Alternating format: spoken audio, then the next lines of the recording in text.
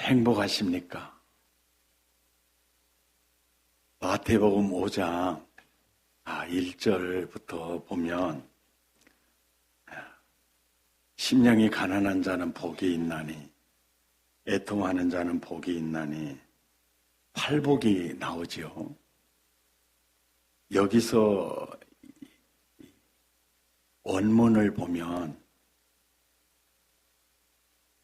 마카리오스라는 단어를 사용합니다. 그래서 심령이 가난한 자는 마카리오스가 있나니 애통하는 자는 마카리오스가 있나니 마카리오스라는 단어를 사용하고 있는데요.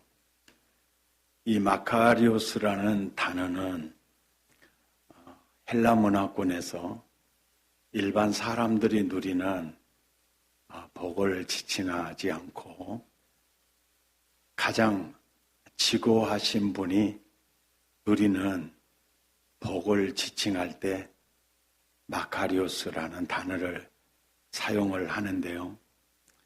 이 단어를 예수님이 사용하셨다는 측면에서 보면 여기에 쓰여진 마카리오스라는 복은 성부, 성자, 성령님이 누리는 복의 완전한 상태. 그러니까 이 마카리오스 이꼬르 천국으로 연결이 되잖아요. 그래서 오카노 목사님은 마카리오스를 하늘에서 온 행복으로 번역을 하셨어요. 가장 적절한 번역이에요. 왜냐하면 시편 1편 1절에 보면 복 있는 사람은 이렇게 나오잖아요. 히브리어 원문을 보면 행복하여라. 행복하여라. 그래서 히브리어인 구약을 헬라어로 70인이 번역을 할 때 그 행복하여라 라는 에제르라는 히브리어를 마카리오스로 번역을 했습니다. 마카리오스, 행복하여라. 이렇게 번역을 하셨어요. 그래서 마카리오스라는 단어는 복의 완전한 상태, 온전한 복을 지칭하는 단어. 사실은 하늘에서 온 행복이면서 동시에 성부, 성자, 성령님이 누리는 하나님의 나라예요. 그래서 5장, 6장, 7장에 산상수훈이 서론이 제시하는 것이 천국이고 복이고 하나님의 나라, 행복입니다. 이거를 제시를 해요. 그리고 오늘 우리가 읽었던 7장, 이 부분은 산상설교의 결론 부분이에요. 결론은 24절부터 시작을 합니다. 그러므로라는 접속사가 있죠. 그러므로, 그리고 이제 결론을 얘기하는 거예요. 그러니까 산상설교를 이렇게 크게 보면 회개하라, 천국이 가까이 왔느니라. 이 말은 내가 천국 가지고 왔어. 회개하는 자가 이 천국을 누리게 된단다. 그 얘기를 서론에서 마카리오스를 제시함으로 서론이 시작되고 누가 그 마카리오스, 그 행복을 누릴 수 있는 자냐. 산상수훈의 결론이 24절부터 나는데요. 24절부터 26절까지 함께 읽죠. 시작.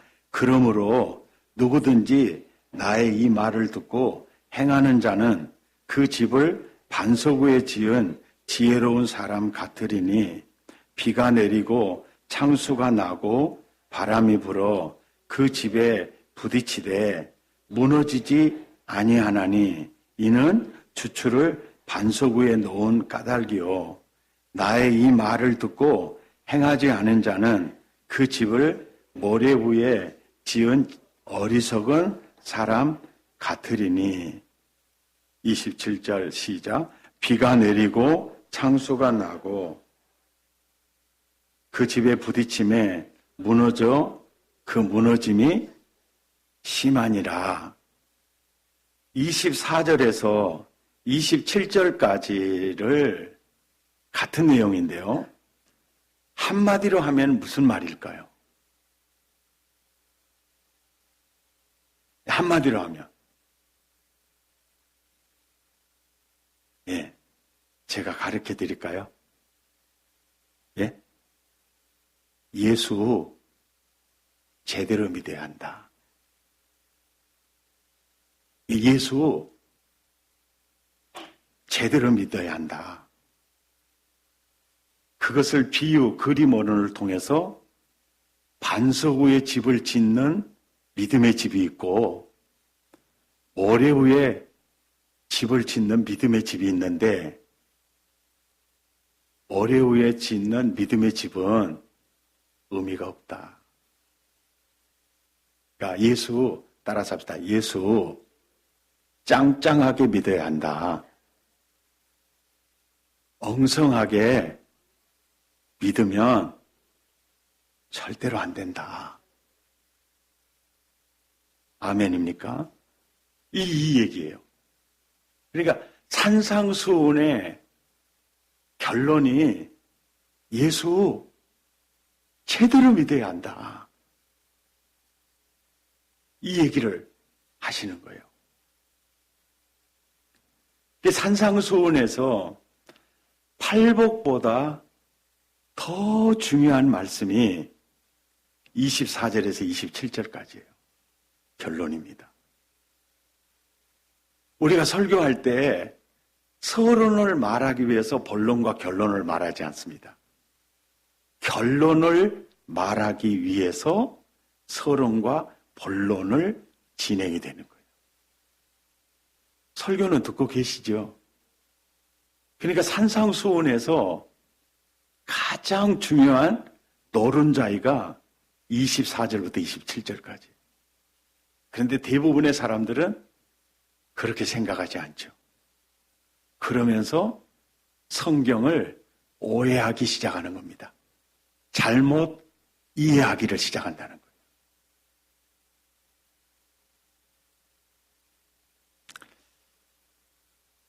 산상수훈에 마카리오스를 제시하고 계속 본론으로 이렇게 진행한 후에 결론에 와서 믿음의 집 반석 위에 지어야지 모래 위에 믿음의 집 지으면 노장난다 이 얘기거든요. 예, 그 얘기를 하고 있는 거예요. 24절에서 27절까지 결론을 맺기 전에 예화를 들어요. 예수님이 아주 적절한 예화를 드시는데 그 예화가 22절과 23절이에요. 우리 목사님들 대부분 설교하기 전에 실제적인 그 말씀이 실험되고 검증된 예화를 들고 딱 결론을 맺잖아요. 어제 저녁에도 성경이 뭘 말하는가 하고 그 말씀이 내게 어떻게 실험되고 적용되었는가 예화를 딱 했죠. 그러니까 제가 성경적으로 설교한다니까요. 그러니까 산상설교의 결론, 예수 제대로 믿어야 한다. 이 말 하기 전에 예화 한 방이 22절과 23절이에요. 같이 읽죠. 그날에 많은 사람이 나더러 이르되 주여 주여. 여러분 이제 주여 주여를 제가 좀 말씀드릴게요. 가룟 유다는 예수님을 주여라고 부른 적이 한 번도 없어요. 한 번도 없어요. 그리고 사도 요한은 원래 세례 요한의 제자였는데 세례 요한의 전도로 예수님을 따르는 제자가 됐어요. 그럴 때 사도 요한은 랍비여, 기억나시죠? 랍비여 어디 계십니까? 주여가 아닙니다. 선생님 어디 계십니까? 로 시작해서 주여로 맞춰요. 주여로 맞춰요. 그러니까 이들이 주여 주여 했다는 거 그것도 적은 일이 아니에요. 굉장히 중요하고 큰 일입니다. 주여 주여. 이 주여를 조금 확대하면 도마의 신앙 고백이에요. 나의 주, 나의 하나님. 그러니까 주여 주여 말하고 하나님 하나님, 내 하나님 내 하나님 같은 개념이에요. 주여를 더 확대하면 주는 그리스도시요 살아계신 하나님의 아들이십니다. 도마의 신앙 고백이에요. 도마의 신앙 고백을 한마디로 주여 해도 되고 그리스도여 해도 되고 내 하나님이여 해도 동일한 신앙 고백이에요. 그래서 여기서 이들이 주여 주여 이렇게 말한 것은 설교를 들을 때 조금 신경 써서 들으셔야 될 게 이 부분인데요. 입술의 신앙 고백이 주여 주여예요. 무엇의 신앙 고백이라고요? 입술의 신앙 고백. 어제 저녁에 회개는 전인격, 전존재적이어야 한다라는 말 기억하시죠? 그죠? 예. 그러니까 머리로, 감정으로, 입술로 주여 주여인데 전인격적인 주여가 아니면 그 신앙 고백은 의미가 없어요. 예. 우리는 여기에 굉장히 착각하고 있어요. 그러면 여러분 이런 생각이 딱 나올 겁니다. 목사님, 로마서 안 읽어보셨어요? 마음으로 믿어 의에 이르고 입으로 주여라고 시인하여 구원에 이른다는 말 목사님 안 읽어보셨어요? 저 읽어보고요. 엄청 연구한 사람이에요. 로마 서신이 로마 교회에 전달이 될 그 상황의 배경이 이렇습니다. 가이사가 주인이냐? 이것이 로마 시민의 정체성이고 그 공동체의 가장 중요한 신앙이었어요. 가이사가 주여입니다. 그런데 예수님이 십자가에 죽으시고 부활하신 다음부터 오순절 사건 이후에 예수가 주인입니다. 이렇게 고백하는 자들이 생겨났고 전염병처럼 그게 퍼져나갔어요.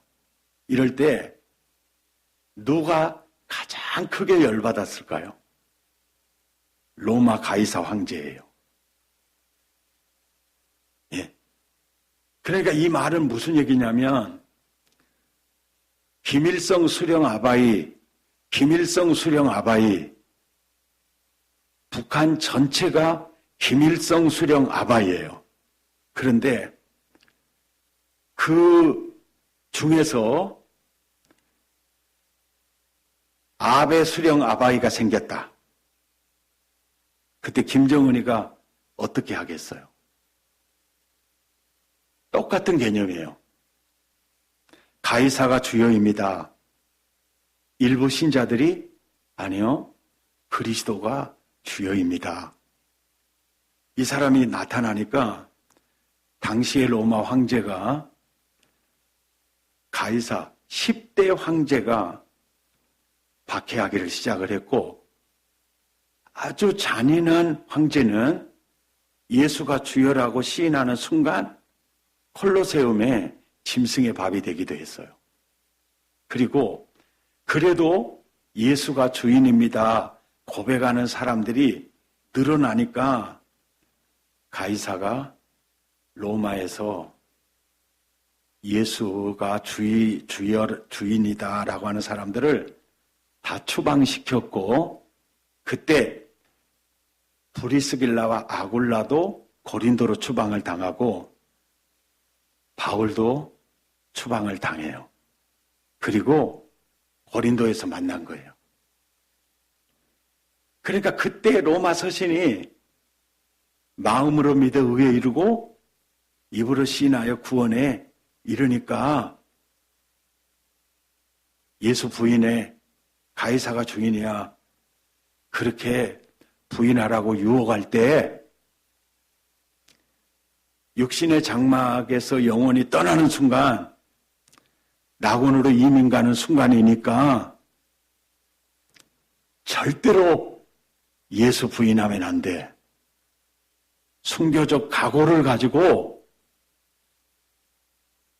순교를 해라. 그러면 구원이야. 그 당시에 배경 속에서 강력한 유혹을 받고 있는 그리스도인들에게 그들을 붙들어주기 위해서 마음으로 믿어 의에 이르고 입으로 시인함으로 이제 천국문이 열리니까 흔들리지 마. 이 배경 속에서 나오는 말씀이에요. 그래서 이 당시에 재밌는 아주 훌륭한 일화가 있습니다. 사도 요한의 제자인 폴리갑 교부가 83살에 잡혔어요. 근데 그 폴리갑은 당시의 성자요. 그렇게 많은 분이 존경하는 분인데 그 병사가 이 교부님을 사형시키고 내가 무슨 좋은 일이 있겠냐. 불안한 거예요. 그래서 교부님, 예수가 주인이라는 사실을 속으로만 믿으세요. 2번도 아니고 딱 한 번만 예수가 나의 주인이 아니고 가이사가 나의 주인입니다. 딱 한 번만 시인해 주면 제가 교부님 풀어드릴 수 있어요. 그때 폴리갑이 83년 그 어느 하루도 예수님은 나를 모른다고 한 적이 없습니다. 예수가 나의 주인이십니다. 고백하고 순교를 당합니다. 그러니까 로마서에서 말하는 그 말씀은 목숨 걸고 자기 전 존재를 예수 그리스도의 손에 올려놓는 전인적 신앙 고백이에요. 그런데 지금도 마찬가지고 예수님 사역하는 그 시대에도 마찬가지고요. 대부분의 사람들이 머리로 믿고 마음으로 믿고 입술로는 믿는데 전인격적으로는 믿지 않았어요. 지금 예수님이 이 본문을 통해서 우리에게 가르쳐 주고 싶은 게 내용이 바로 그 점이에요. 예를 들어요. 야, 많은 사람이 내게로 와서 이르되 납비라고도 안 해. 주여 주여. 주여도 한 번 한 게 아니라 더블로 해. 주여 주여. 그리고 22절 또 보세요. 내가 주의 이름으로 목사가 되고 장로가 되고 안수집사가 되었습니다. 그리고 주의 이름으로 귀신도 쫓아냈습니다. 그리고 주의 이름으로 석가모니 이름이 아니고 주의 이름으로 많은 권능을 행했습니다. 23절입니다, 이제. 그때, 그 순간에 주여 주여 내가 주의 이름으로 선지자 노릇하고 주의 이름으로 귀신 쫓아냈고 주의 이름으로 많은 권능을 행했습니다. 라고 말하는 그들에게 예수님의 평가입니다. 23절. 그때 예수께서 이르시되 그때 내가 그들에게 밝히 말하되 내가 너를 도무지 알지 못한다. 지적으로 모른다는 말일까요? 관계가 없다는 말일까요? 예? 설교는 듣고 계십니까? 관계가 없다는 거예요. 너와 나는 아무 관계도 아니야. 영생이 뭡니까? 예수 그리스도를 아는 거예요. 이 알면 지적인 알미 아니라 관계적 알미예요. 내가 너를 도무지 알지 못한다. 지겨가면 너와 나, 네가 나를 주여라고 하는데 너와 나 아무 관계없어 이 얘기예요. 그러면서 23절 보세요. 불법을 행하는 자들아 그랬잖아요. 불법을 행하는 자들아. 여기서 말하는 불법은 율법을 어겼다는 말일까요? 믿음의 법을 어겼다는 말일까요? 예? 믿음의 법을 어겼다는 말이에요. 그러니까 너희가 가진 믿음은 내가 요구한 믿음이 아니야 이 얘기예요. 너는 네 식으로 나를 믿었지 내가 요구한 믿음은 아니다라는 거예요.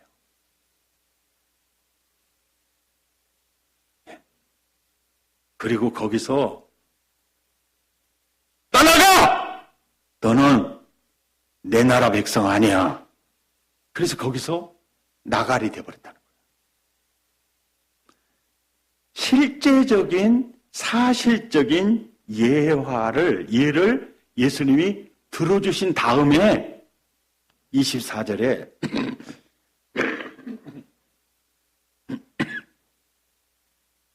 그러므로 믿음의 집 제대로 지어야 한다 이 얘기예요.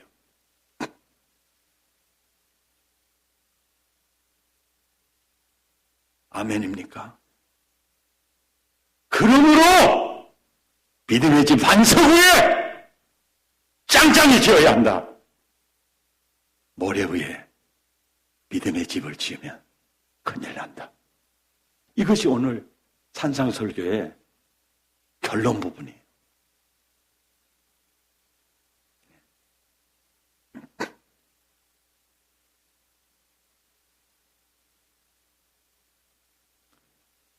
그러면서 20절에 주님이 이렇게 말씀을 하세요.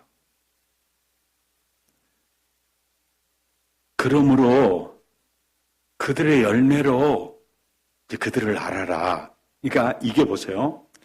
이 사람이 진품 믿음인지 짝퉁 믿음인지를 구분하는 방법은 따라서 합시다. 입술에 신앙 고백도 아닐 수 있다. 직분도 아닐 수 있다. 아닐 수 있다. 예. 저희 사랑의 교회 얘기를 해서 죄송합니다. 이해하고 들어주십시오. 저희 교회는 온전한 11조 생활을 하지 않으면 서리 집사 임명을 하지 않습니다. 그 내용은 아마 또 얘기할 기회가 있을 겁니다. 정확한 성경적, 신학적 근거가 있고요. 대구 동신교회 권성수 목사님은 생명사역 훈련을 시킬 때 온전한 10의 1조 하지 않으면 훈련생으로 받지를 아예 하지 않습니다.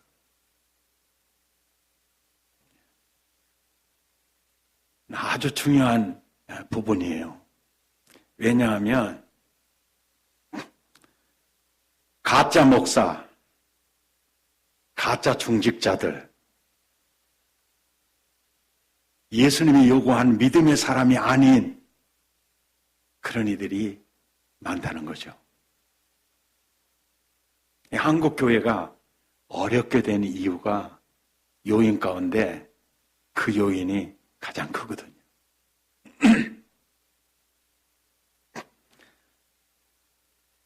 예수 이름으로 귀신을 쫓아낸다? 그걸 보고도 저 사람 진짜다 가짜다 보지 말라는 거예요. 이제 그 점이 제일 해석상의 어려움이었어요.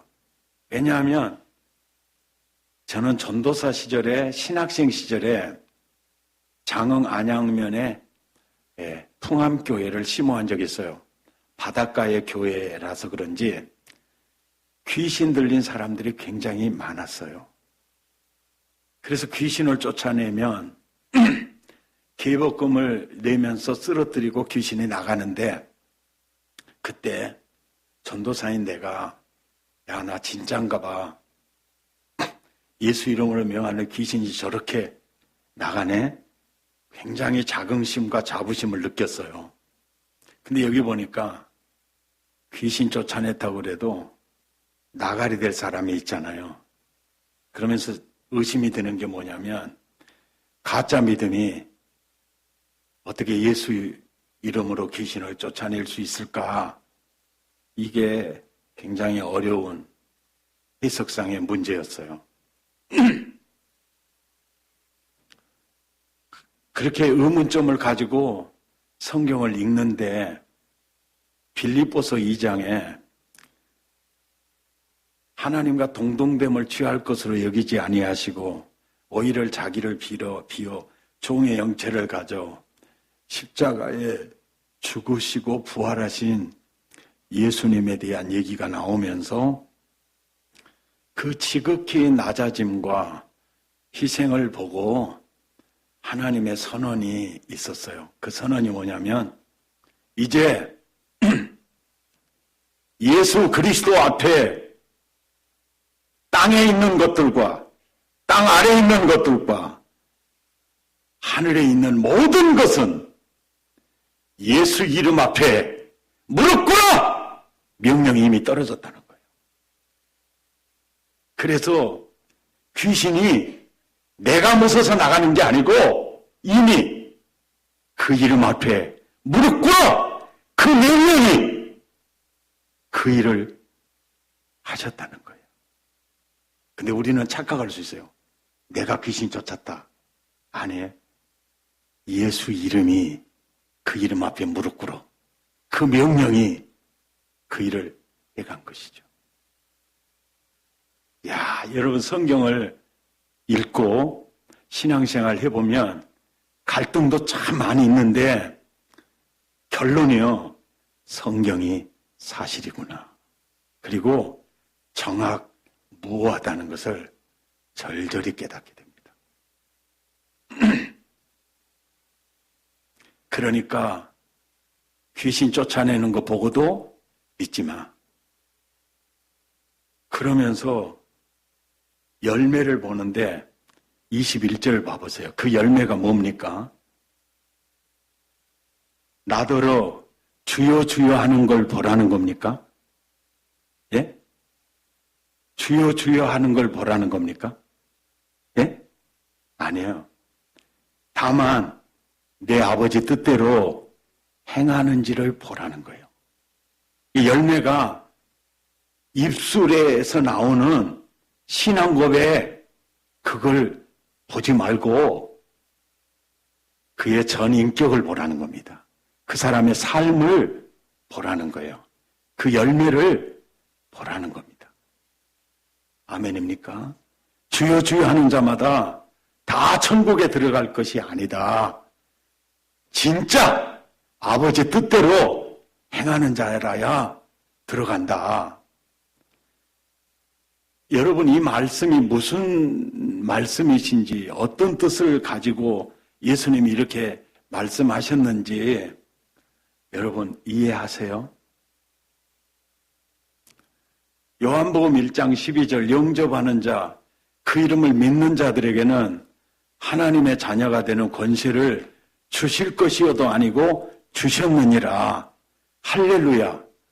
요한복음 5장 24절 또 나 보내신 이를 믿고 내 말을 듣고 나 보내신 이를 믿는 자마다 영생을 얻을 것이어도 아니고 얻었고 심판에 이르지 아니하나니 사망에서 생명으로 이미 옮길 것이어도 아니고 옮겼느니라. 너무 좋죠. 그런데 마태복음 7장 21절에 와보니까 주여 주여 하는 자마다 다 천국에 들어갈 것이 아니다. 다만 내 아버지 뜻대로 행하는 자라야 들어가. 이 말이 읽으니까 여기서 이 말하고 저기서 저 말한 것 같으니까 나는요 20년 동안 이 구절 때문에 힘들었어요. 요한복음 1장 12절이나 요한복음 5장 24절 같은 경우에는 예수 믿기가 너무 좋고 구원받기가 너무 좋은데 주여 주여로는 안 돼. 다만 내 아버지 뜻대로 행하는 자라야 진짜 구원받아. 그러니까 예수 잘 믿고 구원받고 싶은 마음이니까 이 구절에 계속 이 구절이 내 자신을 자꾸 흔드는 거예요. 그러다가 보니까 아니 그러면 예수도 믿고 말씀대로 살아야 구원을 받는다는 겁니까? 라는 생각이 들어요. 그렇게 생각하고 나서 로마서를 보면 율법의 행위로 의롭다함을 얻을 육체가 없다라고 계속 강조를 해요. 오직 믿음으로, 믿음으로, 믿음으로, 오직 예수, 오직 예수, 믿음으로, 믿음으로 계속 강조를 하는 거예요. 그러니까 주여 주여 하는 자마다 다 천국에 들어갈 것이 아니고 다만 내 아버지 뜻대로 행하는 자라야 들어간다고 하니까 도대체 이 말씀이 무슨 뜻입니까? 저는요 개인적으로 20년 동안 씨름했던 말씀이에요. 옆 사람 눈을 쳐다보면서 대건 아무 생각 없었습니까? 라고 물어보세요.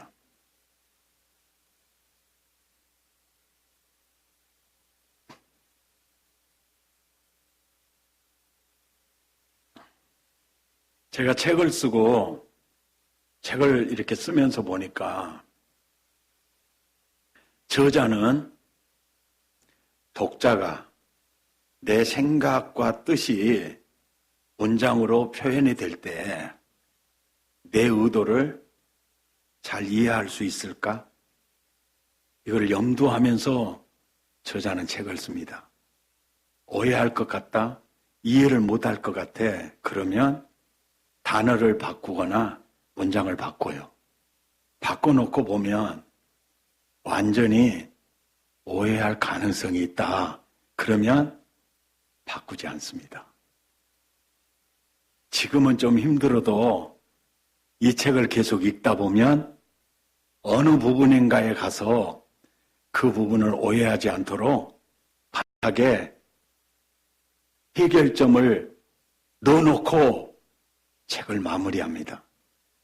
그래서 책을 딱 쓰면서 딱 그 생각이 든 거예요. 예수님도 내가 이 말씀 때문에 지금 힘들어하는 거 알고 계신다. 전지하신 예수님이 모를 리가 없다. 그러면 마태복음이 끝나기 전에 해석해 놓은 부분이 있겠구나. 그 생각이 들더라고요. 그래서 그때부터 마태복음 안에서 찾기를 시작했는데 찾았을까요? 못 찾았을까요? 예? 못 찾았으면 여기서 말을 안 하겠죠. 아멘입니까? 제가 그걸 깨닫고 잠이 오지 않을 정도로 기뻤어요. 자, 그 은혜를 나누어 드릴까요? 설교 끝내볼까요? 예? 예. 나눠주라고 하니까 나눠 드리도록 하겠습니다. 국민 여러분. 아멘. 16장이에요. 마태복음 16장 다 찾아보세요.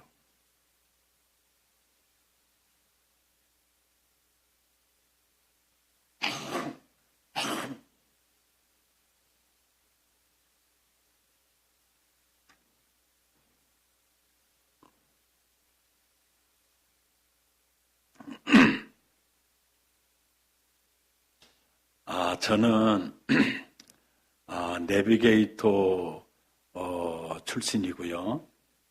우리 김상태 목사님은 IBF 출신이죠. 제가 IVF, SVF, UVF, 놈의 F가 그렇게 많은 건 모르겠어요. 학교에서는 F학점은 인기도 없는데. 제가 그 출신들을 굉장히 좋아하고 존경해요. 왜 그러냐면 성경 한 권을 딱 줘요. 어떤 교재도 없어요. 그래서 그 성경을 계속 몇 번이나 읽습니다. 그리고 각자 깨달은 은혜들을 나눠요. 그러니까 본문에서 저자의 의도를 발견하는데 고수급들이 거기서 많이 나와요. 예. 김상태 목사님은 상태가 어쩐지는 모르겠어요. 근데 거기 굉장히 고수급들이 많이 나와서 아마 대단할 거예요. 왜냐하면 서당계 3년이면 풍어를 넣거든요. 출신이 굉장히 중요합니다. 그래서 김상태 목사님은 오늘 제 설교를 많이 이해할 수 있을 거예요. 더. 성경을 읽을 때요. 마태복음 16장 13절 다음에 동그라미 있죠. 그죠? 그 다음에 21절 다음에 동그라미 있죠. 이게 무슨 표시입니까? 문단을 나눠놓은 표시예요. 문단을 나누어 놓은 표시입니다. 마태가 나눴을까요? 후대 학자들이 나눴을까요? 그렇습니다. 후대 학자들이 나눴습니다. 그 후대 학자들이 문단을 나누면서 나눠서는 안 될 것을 나눌 가능성이 있을까요? 없을까요? 예? 있어요. 그래서 성경을 읽을 때는 장도, 절도, 문단도 다 무시하고 읽으셔야 됩니다. 그래야 저자의 의도를 훨씬 더 정확히 알 수 있어요. 네. 아멘입니까? 자, 로마서나 에베소서나 이런 책들은요, 그냥 서신입니다. 편지예요. 장절이 없어요. 그냥 처음부터 끝까지 그냥 편지입니다. 편지.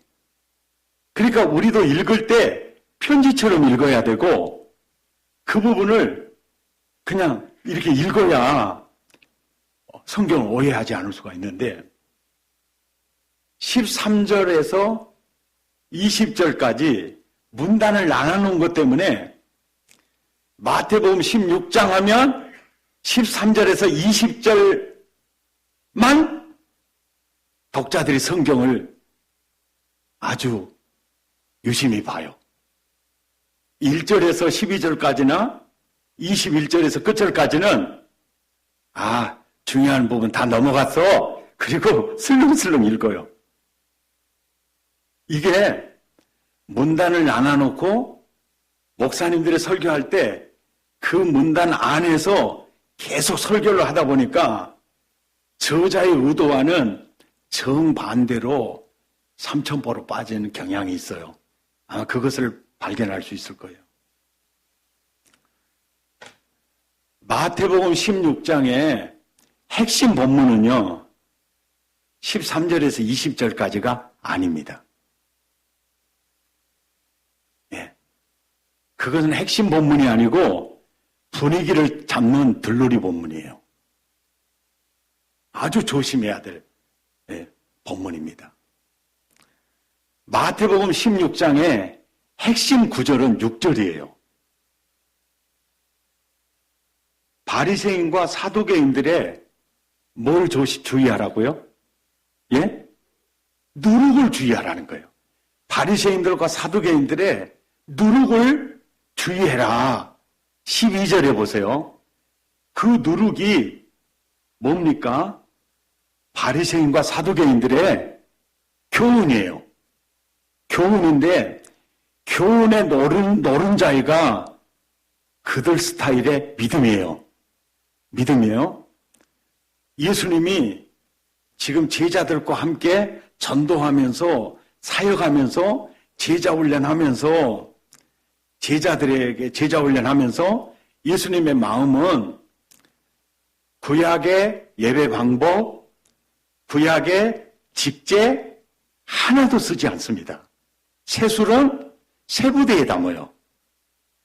이 예수님이 십자가 지시고 오순절 사건으로 새로운 예배 방법, 새로운 직제, 교회라는 새로운 토양을 놓는데 그 교회의 터가 사도와 선지자들이에요. 지금 예수님 앞에 있는 이들이 교회의 터다고.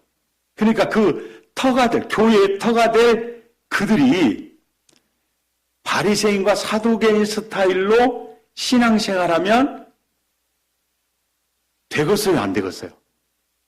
뭐 말 좀 해봐요. 예? 되겠어요, 안 되겠어요? 안 돼요. 이제 구약으로 들어가서 믿음의 조상 아브라함부터요. 아브라함, 이삭, 야곱, 그 다음에 족장시대, 그 다음에 출애굽시대, 그 다음에 사사시대, 열왕시대, 말라기까지 오면서 그들은요. 믿음을, 그 순수한 아브라함의 믿음을 유지하고 있었을까요? 말라기서에 올 쯤 되면 종교인으로 전락돼 버렸을까요? 말 안 할래요? 그들은요, 종교인들이었어요. 종교인들의 특징은요, 입만 열면 하나님, 주여 주여해요. 실제적으로는 자기가 주여해요.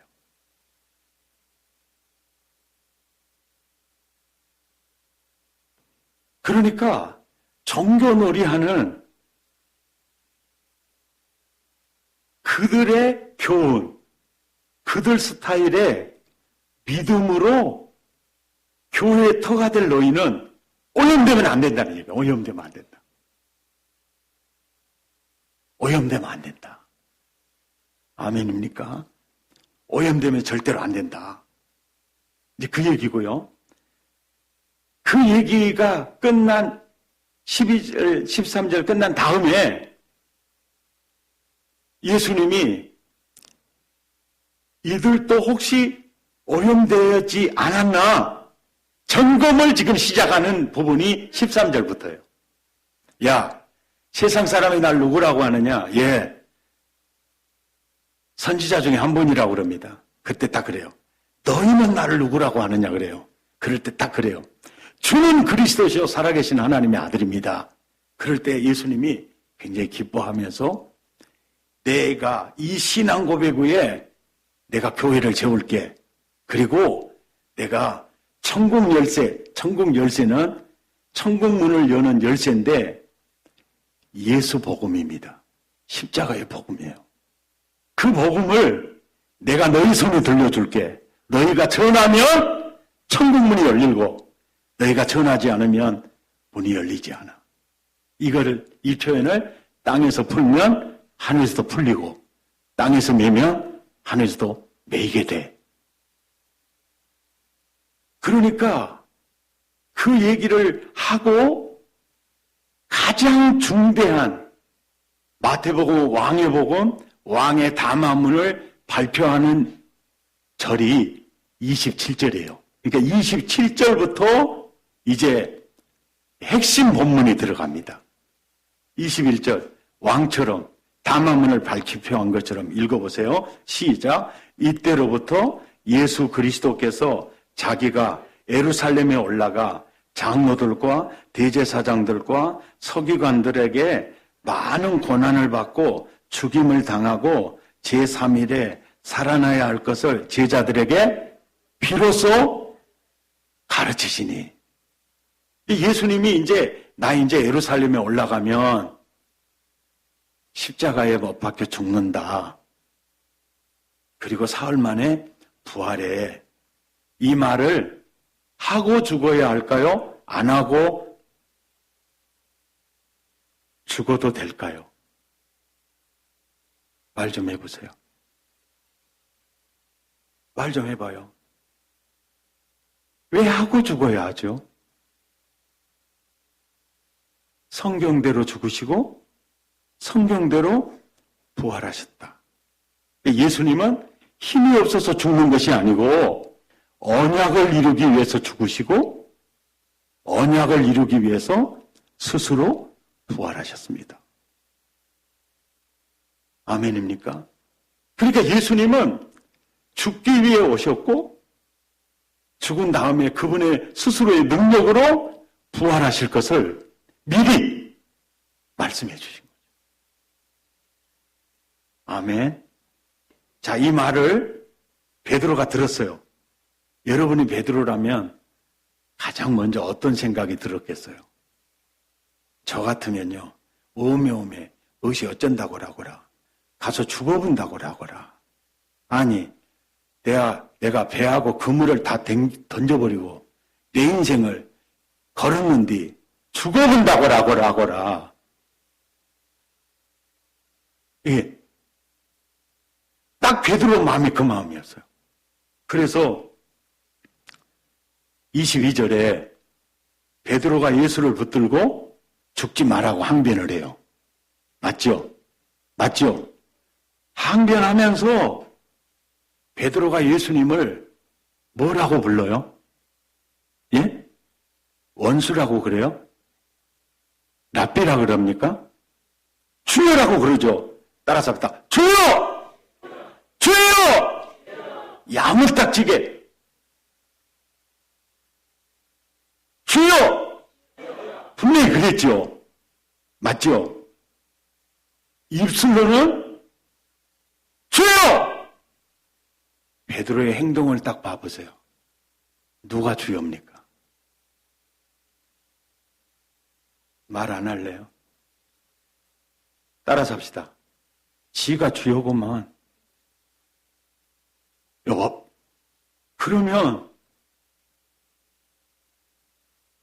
베드로는 스타일이 사두개인들과 바리새인 스타일입니까?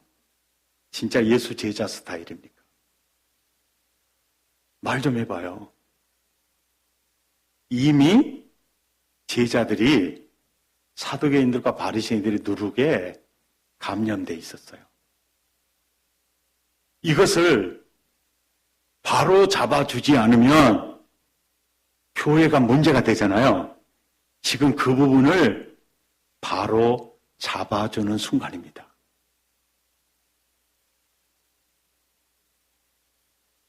그러면서 베드로가 지금 잘못됐다는 사실을 23절 봐보세요.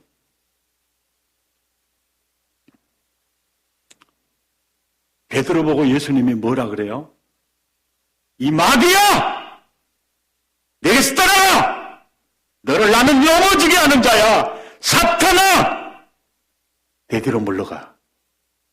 여러분, 이보다 더 큰 책망이 있을까요? 뭐 말 좀 해보라니까요. 이때 베드로가 정신이 번쩍 났을까요? 안 났을까요? 말 좀 해봐요. 말 좀 해봐요. 따라잡다 오메오메. 완전히 거시기어버렸어요. 그래서 지금 떨고 있는 거예요. 그럴 때 예수님이 베드로야, 너 나를 따라오려거든. 이렇게 나와요. 24절이요. 너 나를 따라오려거든. 이 말을 다른 말로 하면 네가 나를 믿으려거든. 이렇게 믿어야 돼. 자기를 부인해야 돼. 지금 베드로는 예수님 앞에 자기가 시퍼렇게 살아있죠. 그죠? 나를 따라오려거든 자기를 부인하고, 그리고 여기서 자기 십자가를 지고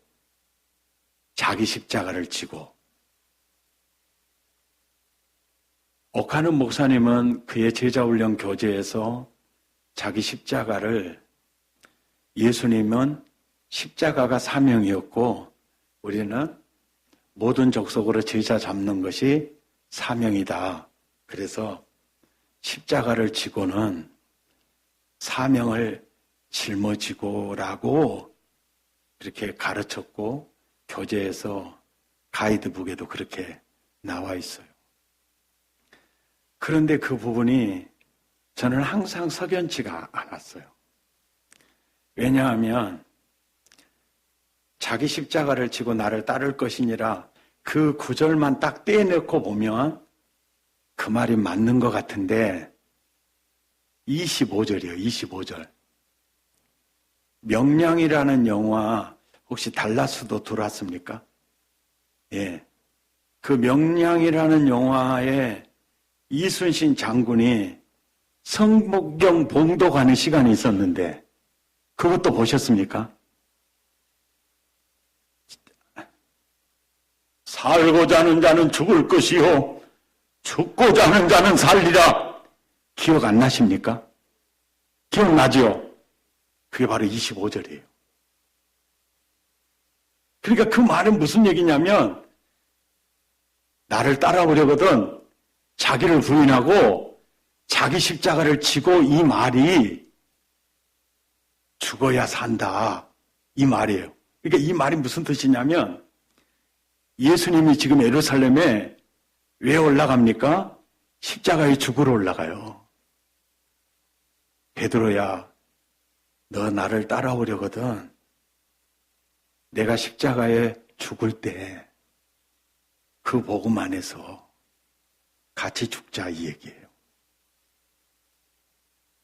같이 죽자. 오늘 이 설교요, 절대 흘려들을 설교가 아닙니다. 예, 정말 중요한 설교예요. 베드로야, 내가 왜 예루살렘에 십자가에 죽으러 가는 줄 아니? 너의 과거, 현재, 미래 모든 죄를 내가 대신 짊어지고 속죄, 제물 되려고 가. 베드로야, 십자가에서 만나자, 그 뜻이에요. 십자가 복음 안에서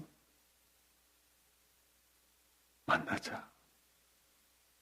이것이 로마서 12장 1절, 이신득이 주제인 로마서의 이신이 로마서 12장 1절이에요. 1장에서 11장까지는 하나님이 당신의 외아들을 통해서 속죄함으로 의를 마련합니다. 그리고 믿는 자가 이 의를 입을 수 있다. 로마서 이신, 로마서 12장 1절이에요. 너희 몸을 산 전 존재적인데 전 존재를 너를 위해 십자가에 죽으신 그리스도에게 드리라는 거예요. 이 말을 더 지켜가면 죄덩어리야! 네가 의롭게 될 수 있는 길은 딱 하나, 오늘 네 죄를 대신 담당하신 예수 속으로 들어가! 너희 몸을 산제사로 그리스도에게 드려라. 그 속에 들어가. 아멘입니까? 아멘입니까? 이게 자기 십자가예요. 내가 너 구원하기 위해서 십자가에 죽을 때 그 복음 안에서 네가 내 의로 살아야 하니까 내 속에 들어와. 내 속에 들어와. 따라서 합시다. 내 속에 들어와. 회개해. 나를 받아들여. 영접해. 같은 개념이에요. 아멘입니까? 아멘입니까? 이 얘기예요. 그러면서 26절에 그래요. 이게 26절에 사람이 온 천하를 얻고 자기 목숨을 잃으면 무슨 의미가 있느냐 그 말이에요. 그러니까 얻기 위해서 너 나와 함께 십자가에서 죽자 그 얘기예요. 십자가 복음 안에서. 아멘입니까? 죽자 그 얘기. 지금까지 제 성경 복음서 해석이 정말 바른 해석인가 틀린 해석인가를 검증을 받으려고 하면 어디 가서 받을 수 있죠? 바울 서신입니다. 왜요? 바울 서신이 구약과 예수님이 말씀하신 복음서를 통해서 구약의 말씀이 바로 이런 말씀이야. 예수님이 행하셨던 말씀이 바로 이런 말씀이야. 해석해 놓은 해설집과 같은 성경이 서신서이기 때문입니다. 아멘입니까? 갈라디아서 2장 20절로 한번 가보십시다.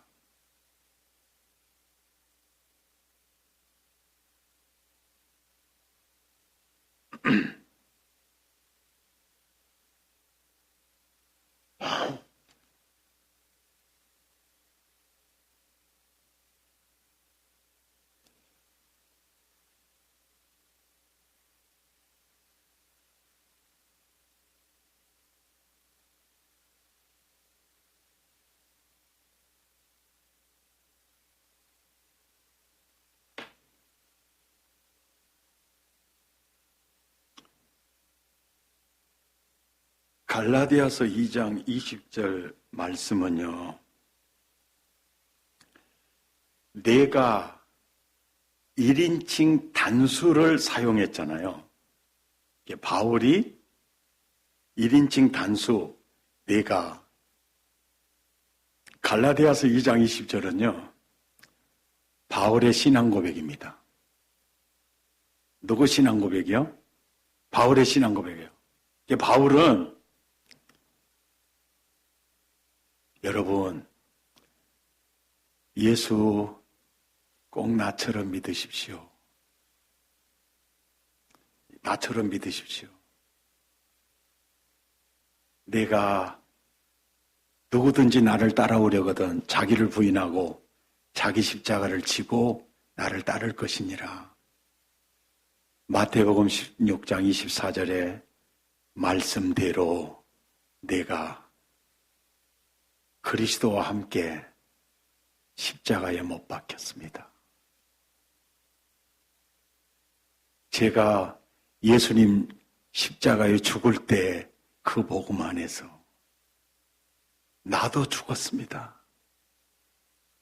아멘. 나도 죽었습니다. 그래서 지금은 내가 산 것이 아닙니다. 내 안에 그리스도께서 사는 것입니다. 아멘입니까? 아멘입니까? 아멘입니까? 갈라디아서 2장 20절에서요. 바울은 주인이 완전히 바뀌었습니까? 안 바뀌었습니까? 말 좀 해봐요. 예? 완전히 바뀌었습니까? 안 바뀌었습니까? 이것이 믿음입니다. 그리고 또 보세요. 내가 그리스도와 함께 십자가에 못 박혔나니 그런즉 이제 내가 산 것이 아니요 내 안에 누가 삽니까? 예? 이것이 믿음의 본질입니다. 따라서 믿음은 예수님과 온전히 하나됨입니다. 그러니까 믿음은 입술의 고백 정도가 아닙니다. 믿음은 체험입니다. 예수님과 접붙임입니다. 이 세상에 어떤 사람도 예수 속에 들어오지 않고는 죄덩어리가 변하지 않습니다. 어떤 죄덩어리라도 내 죄를 대신 십자가에서 속죄하신 그리스도 속으로 들어와서 이제 그리스도의 의로 사는 게 구원입니다. 믿음은 종교적인 의식도 아닙니다. 온전한 예수님과 하나된 접붙임입니다. 그래서 예수님은 회개하라고 하신 것입니다. 영접하라고 하시는 겁니다. 왜요? 예수와 하나됨의 믿음이니까요. 내 안에 거하라. 나도 너희 안에 거하리라. 마음을 다하여 내게로 돌아오라. 그리하면 나도 너에게 올리나요. 나는 너의 하나님이 됨이니라. 구약이나 신약이나 이것이 믿음의 개념입니다. 아멘입니까? 아멘입니까? 이것이 믿음의 핵심입니다. 믿음의 본질입니다. 본질. 그래서 바울 신학의 핵심은 인신학입니다. 그리스도 안에, 예수 안에.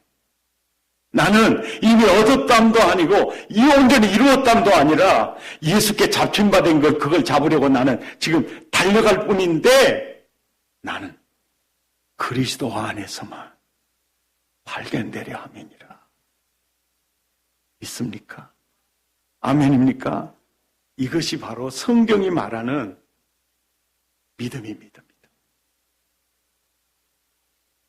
갈라디아서 2장 20절 한번 같이 읽어볼까요? 시작. 내가 그리스도와 함께 십자가에 못 박혔나니 그런즉 이제는 내가 사는 것이 아니요 오직 내 안에 그리스도께서 사시는 것이라. 거기까지 줄을 그어 놓으세요. 이 바울의 신앙 고백이 내 고백이 되어야 합니다. 내 체험이 되어야 합니다. 바울의 믿음이 내 믿음이 되어야 합니다. 아멘입니까? 믿습니까? 이게 진짜 내 믿음이 되어야 됩니다. 줄을 다 그으셨죠? 제가 또 읽습니다.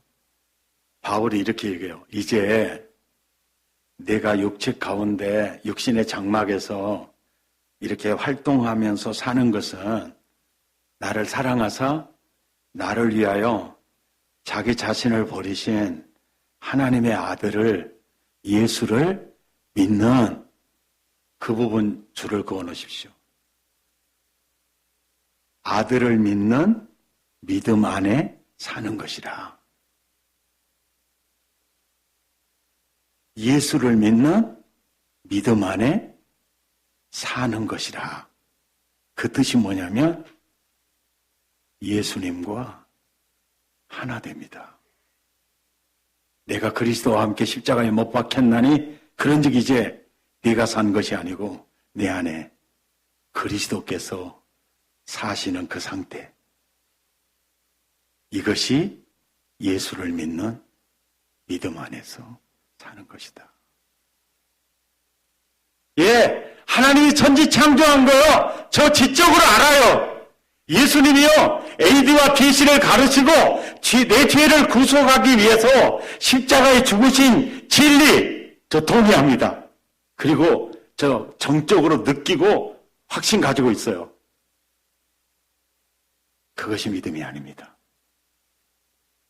진리에 대한 진리의 지적인 동의가 믿음이 아닙니다. 믿음은 예수와 하나됨입니다. 아멘입니까? 그래서 믿음은 체험입니다. 아멘. 이게 믿음입니다. 오늘날 그날에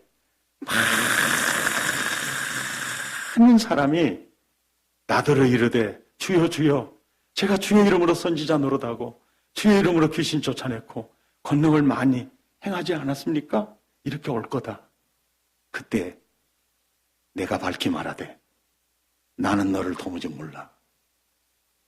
이 불법을 행하는 자들아, 그것은 내가 너에게 요구한 믿음이 아니야. 내게 써나가! 그러므로 믿음의 집 제대로 지어야 한다. 이것이 오늘 말씀의 핵심입니다. 아멘. 아멘. 이게 진짜 믿음의 핵심입니다.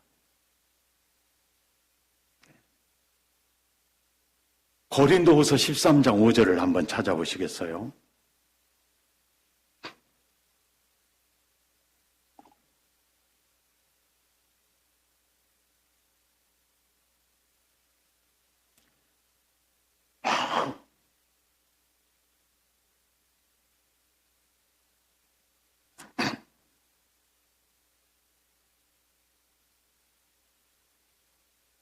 찾으셨으면 아멘.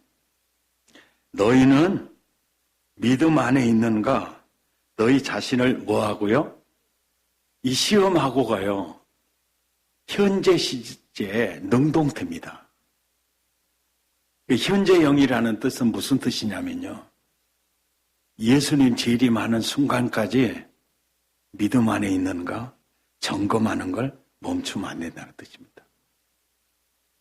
우리 스스로 능동적으로 너희가 믿음 안에 있는가? 너희 자신을 점검해 봐야 한다. 그리고 확증하라. 이거는 따라오는 동사입니다. 따라오는. 구원의 확신에 대해서 근거 구절이 유일하게 고린도후서 13장 5절 한 군데 있고요. 복음서에서는 예수님이 구원의 확신을 강조한 적이 한 번도 없습니다. 오히려 구원받았다고 하는 그들에게 너 알곡이냐? 너 쭉정이냐? 너 좋은 곡식이냐? 너 가라지냐? 너 열처녀 중에 예수님 맞이할 수 있는 지혜로운 다섯처녀냐? 미련한 다섯처녀냐? 너 세상 끝에 염소편에 설 자냐? 양편에 설 자냐? 오히려 계속 도전합니다. 너 진짜냐? 너 가짜냐? 네 가진 믿음이 네 시험 있는 거냐? 내가 요구하는 것이냐? 사실 오늘 한국교회요. 유사품에 속은 사람 엄청 많습니다. 짝퉁을 갖고 있으면서 그게 진품인지 알거든요. 그분 앞에 섰을 때 어메어메 나녀버릇이에요. 나가리 돼버리는 거예요. 세상에서요. 세속적 표현을 쓸게요. 재수 더럽게 없는 건 몇 가지가 있는데요. 아버지 묘소 볼초로 가서 하품을 했는데 그 세중간에 벌이 모가지 들어와서 싸본 사람이요. 이 재수 더럽게 없는 사람이요. 또 재수 더럽게 없는 또 한 경우는요. 평생 교회 대문 앞에 살았는데 지옥 가본 사람이에요. 그보다 더 재수 더럽게 없는 사람은요.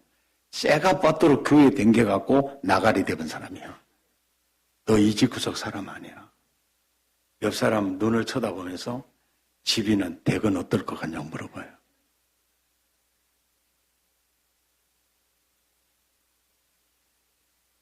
유사품에 속아가지고 자기가 가진 믿음이 완전 짝퉁이거든요. 근데 진품으로 믿고 있어. 그래 주님 앞에서 나가리 돼버려. 옆 사람 다시 한번 눈을 쳐다보면서 대건 어떨 것 같냐고 물어봐요.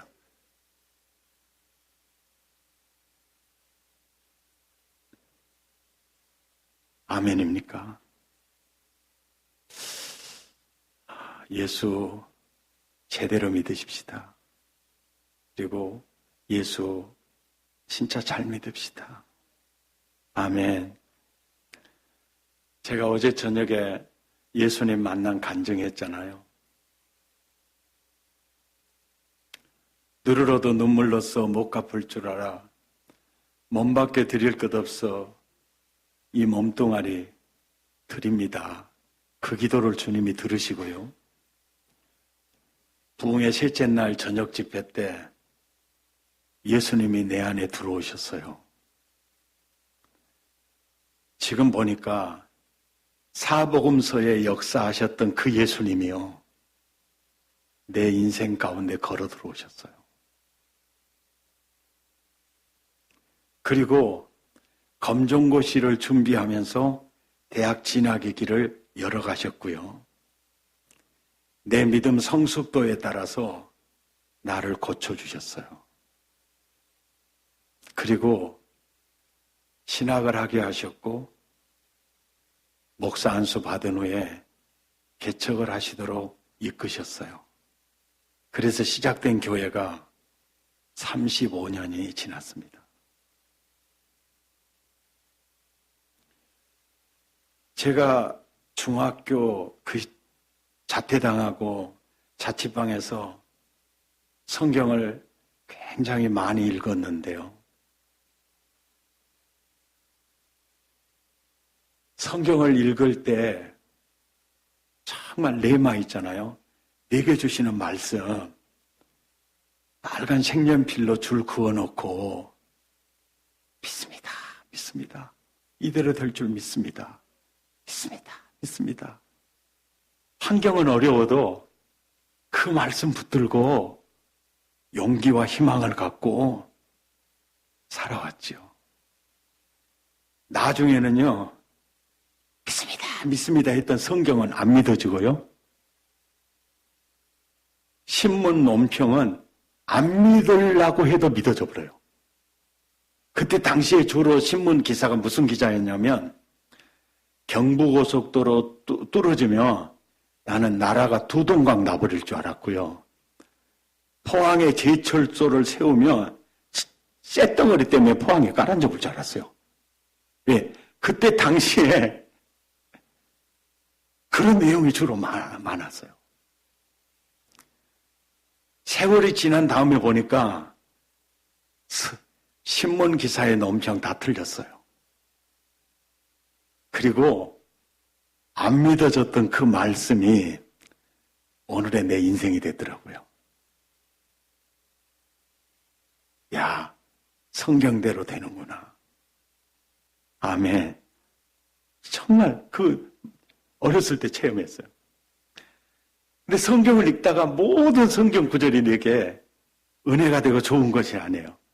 완전히 시험 든 구절 제가 두 구절만 말씀드릴게요. 하나는 요한복음 14장 12절입니다. 나를 믿는 자는 나의 하는 일을 저도 할 것이고 아니 이보다 더 큰 일도 하리니 이는 내가 아버지께로 가미니라. 오메오메 예수님이 말이 너무 좋아버려야 해요. 나를 믿는 자는 나의 하는 일을 저도 할 것이요까지만 해도 믿기가 소롭겠는데 오메 이보다 더 큰 일도 해본다고. 오메오메 예수님이 훅가시가 너무 심해 불구만 이런 생각이 드니까 헷갈리는 거예요. 이게 믿음마저도 이게 흔들리는 거예요. 옆 사람 눈을 쳐다보면서 집이도 그럴 때가 있습니까? 한번 물어봐요. 댁도 그럴 때가 있습니까? 그런데 더 큰 복병을 만났는데요. 오면서 엄청 시험받았어요. 너의 믿음이 태산만한 믿음만 있어도 이 산을 들어서 바다에 땡겨보려고 해도 대합한다는 거예요. 이거는 태산만한 믿음만 있어도 이 산을 들어 던진다. 그건 좀 믿을 수 있을 것 같은데 보일라 말라 하는 겨자씨만한 눈꽃만한 믿음만 있어도 이 산을 들어서 바다에 던져볼라도 된다 하니까 오메 이건 완전 뻥이구만 뻥. 이 생각이 와 이런 예수를 내가 진짜 믿어야 될란가 굉장히 힘들었어요. 그렇게 힘들면서도 앞에 태산이 딱 가로막잖아요. 그러면 작전 기도한다. 산 옮겨달라고. 작전 기도 안 되면 금식 기도해요. 근데 끔찍도 안 하고 자빠져 있어. 그러면 그렇지. 무슨 산이 옮겨져? 그러다가 더 큰 산이 생겨버려요. 그러면 옛날 산은 잊어버려 이제. 그러면 큰 산 앞에서 작전 기도하고 금식 기도하고 또 그러더라고. 소나무를 뽑아야 된대. 그래서 뒷동산에 가서 맨마단 소나무 붙잡고 찌 하다가 내진탕 죽을 뻔봤어요. 와 그러다가 산이 안 옮겨져. 그러다 더 큰 산이 나타나면 옛날 산은 또 잊어버려. 그리고 또 거기서 또 취야 작전 기도하고 금식 기도하고 그렇게 살아왔어요. 오늘의 시점에서 내 인생의 뒤안길을 이렇게 돌아보면 예수님이 옮겨주지 않은 산은 없었어요. 아, 성경이 진리구나. 아멘입니까? 그런데 나는 내가 가진 믿음은 태산만한 믿음이 아니었어요. 나는 죽고 예수님으로 산다. 내가 그리스도와 함께 십자가에 못 박혔나니. 근데 못 박힌 줄 알았는데 그렇게 부활을 잘했던 내가. 부활을 해갖고 예수님을 십자가에 못 박아버려. 그래가지고 내가 주인이 돼가지고 설치는. 그러니까 어떻게 보면 분명히 예수와 하나 된 연합은 됐지만 내 믿음이 건강하다. 그러면은 내가 죽는 지수가 높고 예수님이 나를 핸들링하는 지수가 높고 믿음이 연약해졌다. 그 말은 내가 핸들링하는 지수가 높고 예수님을 다시 십자가에 못 박거나 아니면 나를 아예 유치장 만들어가지고 꼼짝하지 말고 계시죠. 건들지 마십시오. 설치다가는 내가 가게 예수 안 믿어버린 수가 있으니까 가만히 계시죠. 이런 식으로 제가 그런 참 연약한, 그러니까 내가 가진 믿음은 믿는 척하는 분이만 가지고 사실 있었는데 지금에 와서 우리 장로님이 목포에 오셔가지고 저에게 오셔서 보셨다는데 사람들이 그걸 보면 그런 얘기를 해요. 참 목사님 대단하시네요. 목사님이 개척하셨어요. 대단하시네요. 그러면 이거 제 처세가 아니고요. 제가 한 건 하나도 없어요. 이거 사실이고 진실인데요. 내 안에 오신 그분이 하셨습니다. 아멘입니까? 이게 믿음의 역사예요. 할렐루야.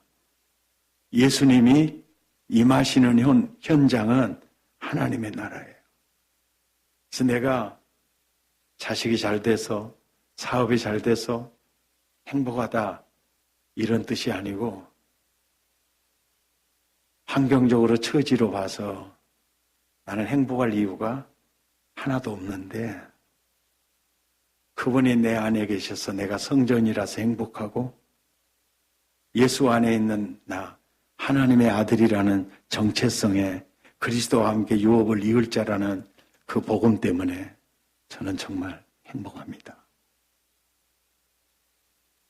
내가 어떤 환경, 어떤 처지에서도 여호와는 나의 목자이시기 때문에 저는 행복합니다.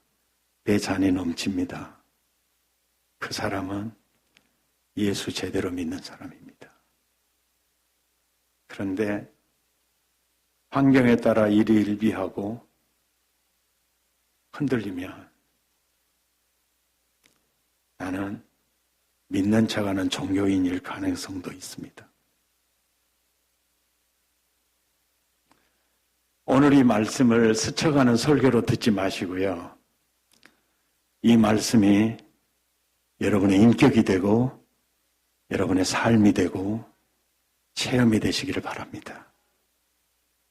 내가 그리스도와 함께 십자가에 못 박혔나니 그런즉 이제 내가 산 게 아니에요. 내 안에 그리스도께서 사시는 겁니다. 그 사람이 천국입니다.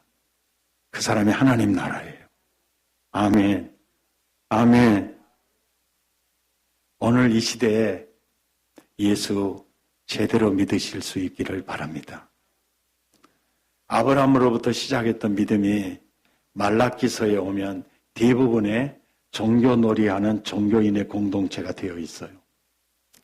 그래서 예수님은 인자가 올 때 세상에서 믿음을 보겠느냐 이렇게 도전을 하시면서 오순절 사건 이후에 50년도 채 되기 전에 소아시아 7교회가 7 중에 5이 신앙이 변질되는 걸 보여주고 있죠.